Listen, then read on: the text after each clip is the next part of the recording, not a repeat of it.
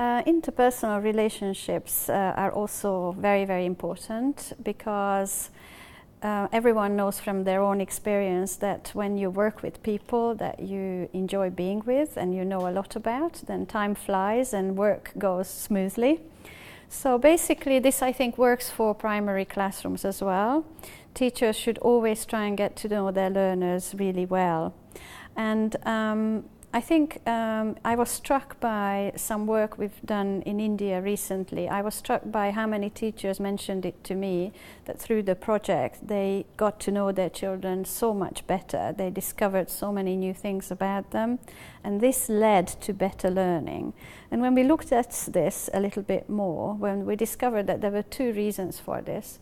One is that when interpersonal relationships are better, then you take the stress out of the situation, there's more trust between teachers and learners, and so therefore questions that otherwise would never be asked get asked and sorted out. So learning is going much more smoothly.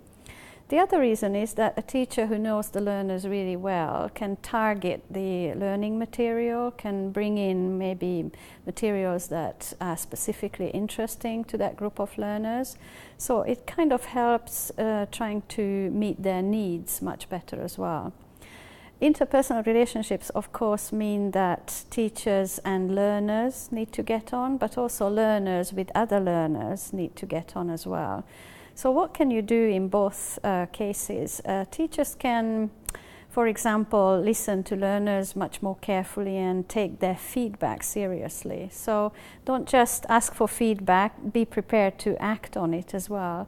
So if the learners tell you they don't like something or they'd rather do different activity to what you usually do, it's no good just to file away that information. You really do need to try and act on it one way or another. And interpersonal relationships also mean that as a teacher you might use a little bit more humor to lighten things up. You can study humor if you're not a very spontaneously funny person. Children at different ages enjoy different types of humor, and this is actually quite interesting, and you can do quite a bit to amuse them. And classrooms where children enjoy themselves, like laugh a lot, also lead to better learning.